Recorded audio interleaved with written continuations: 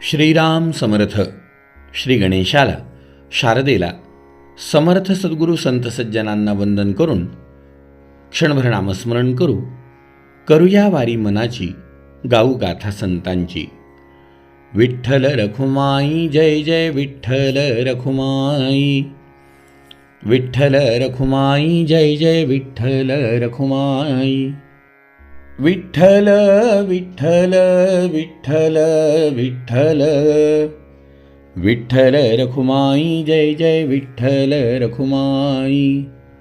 विठ्ठल रखुमाई, जय जय विठ्ठल रखुमाई.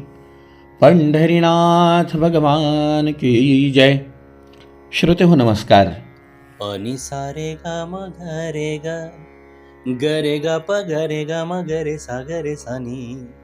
पानी रे म प धा प ग रे म ग रे सा रे नी ध रे सा. है आँख वो जो शाम का दर्शन किया करे, है शीश जो प्रभु चरण में वंदन किया करे.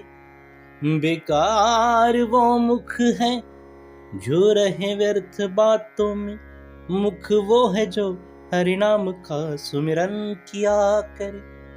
हीरे मोती से नहीं शोभा है हाथ की, है हाथ जो भगवान का पूजन किया करे.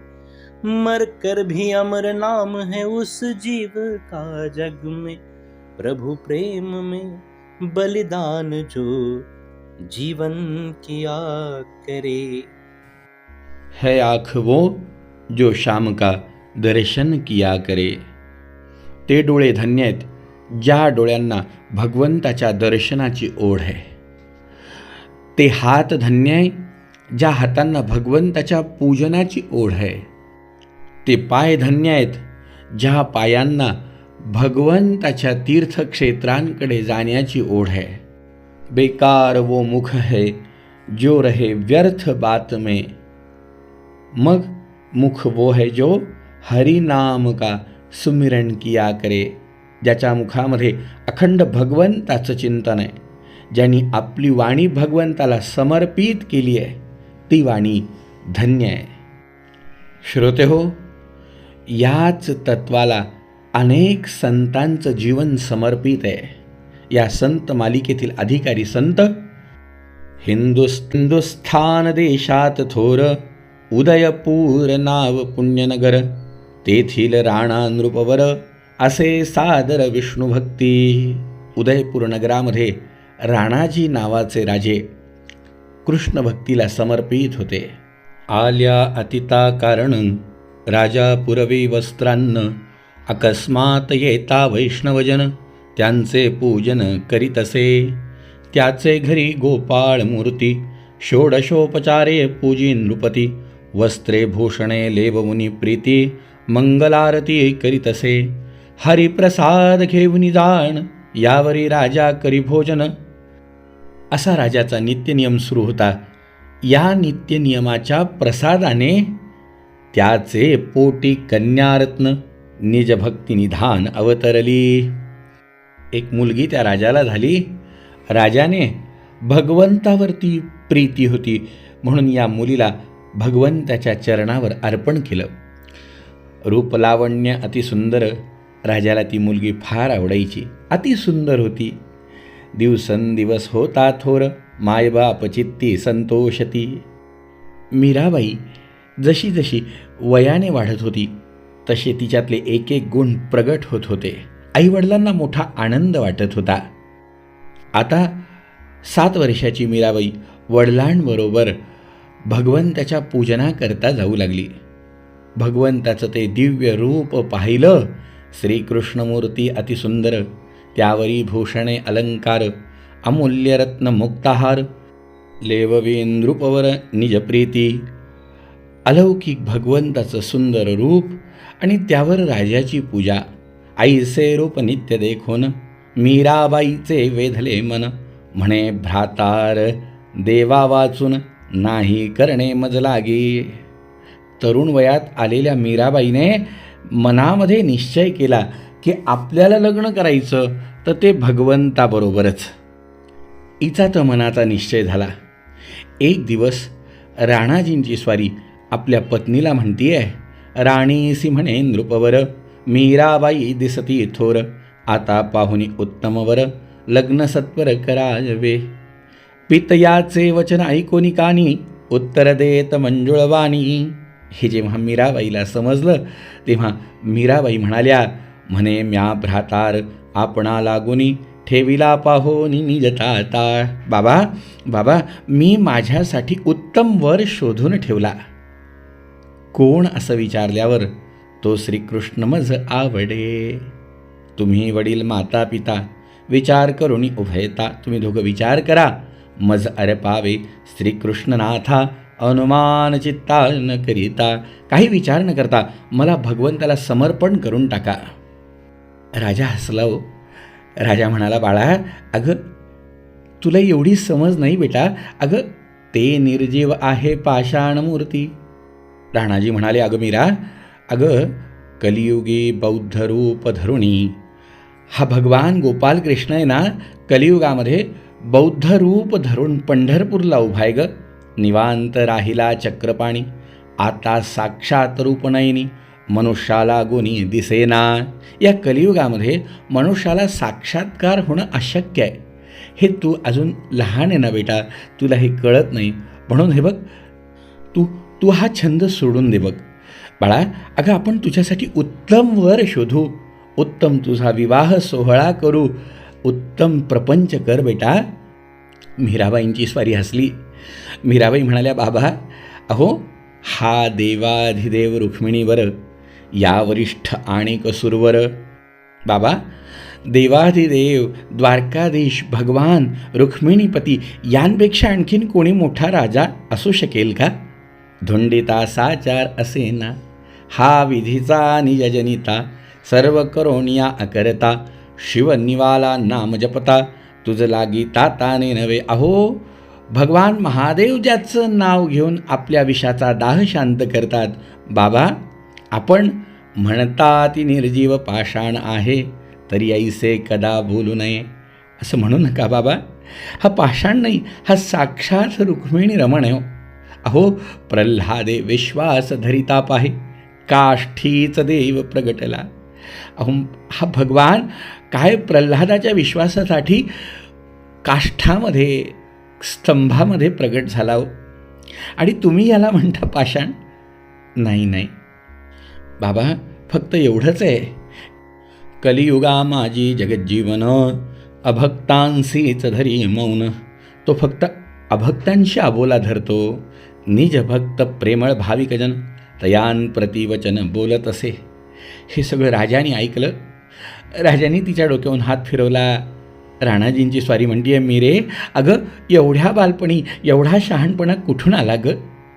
श्रोते हो, राणाजींनी मीराबाईच्या भक्तीला सकारात्मक प्रतिसाद दिला. मीराबाईंनी त्या भगवान गोपाल कृष्णाची मूर्ती आपल्या मंदिरामध्ये नेऊन स्थापन केली. तिथे स्थापन केलेल्या मूर्तीची आता रोज पूजा सुरू झाली.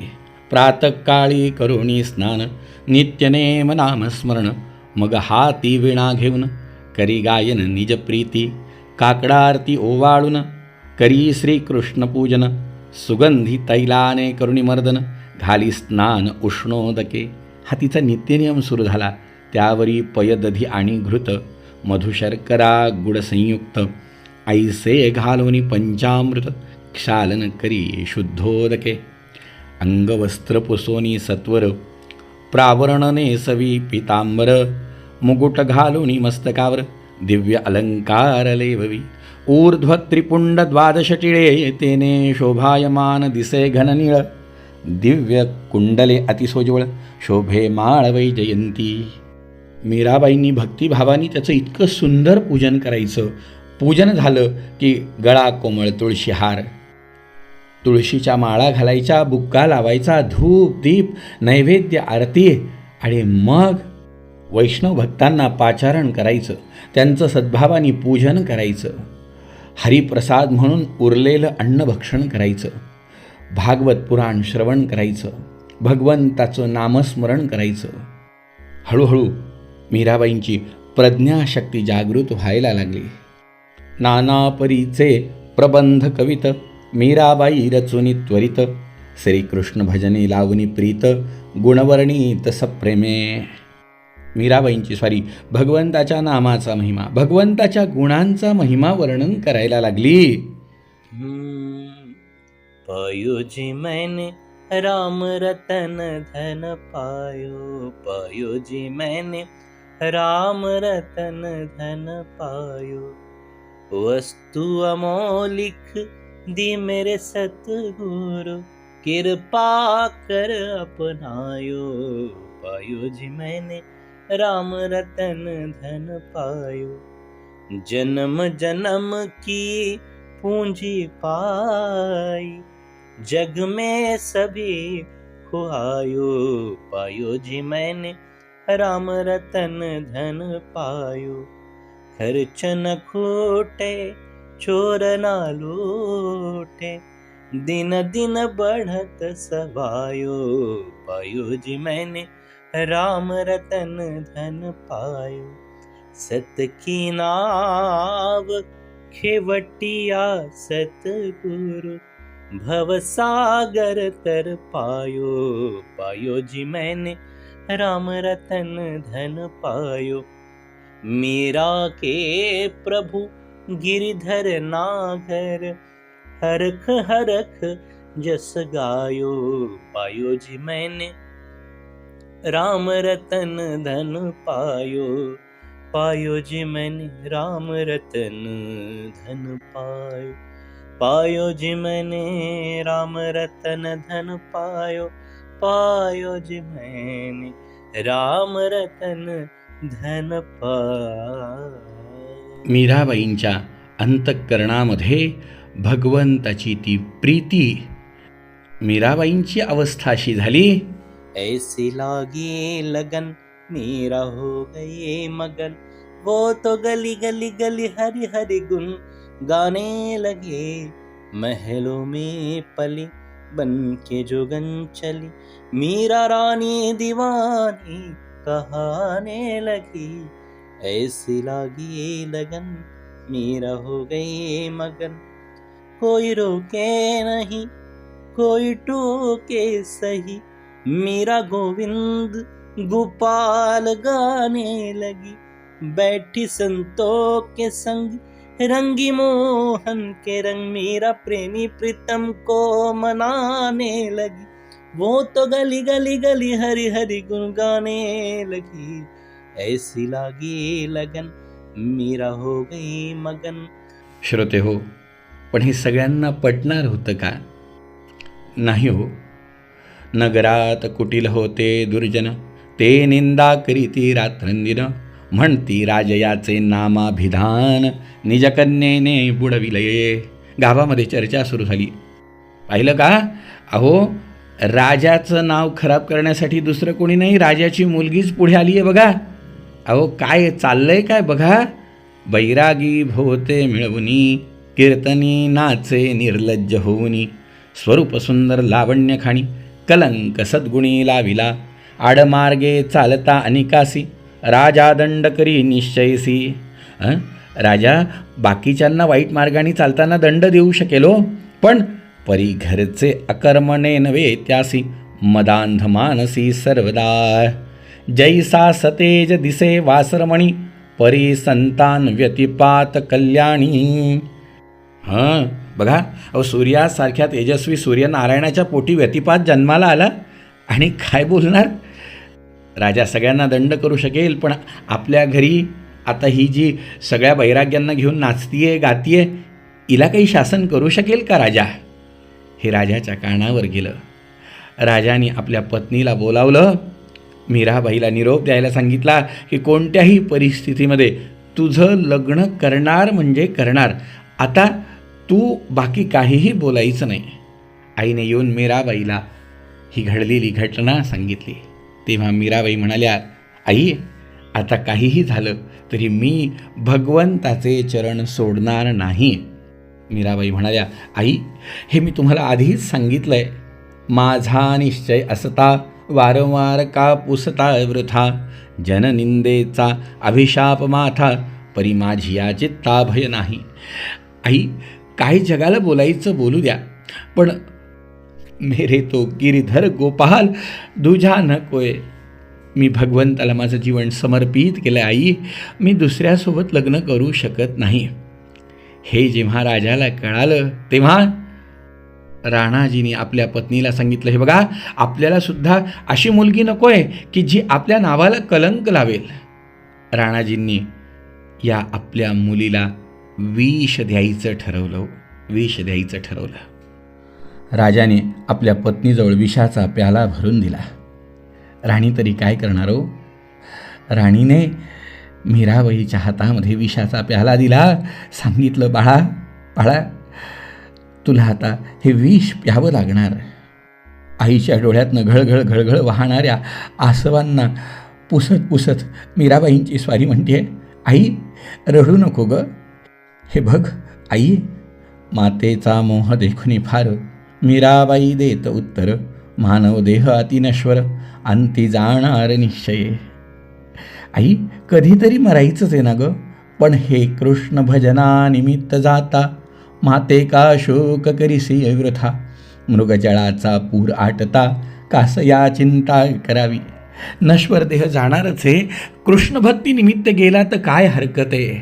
आणि मग श्रोते हो, मीराबाईंनी तो विषाचा प्याला, राणा ने विष दिया मानो अमृत पिया, मीरा सागर में सरिता समाने लगी, दुख लाखों सहे मुख से गोविंद कहे, मीरा गोविंद गोपाल गाने लगी, वो तो गली गली हरि गुन गाने लगी.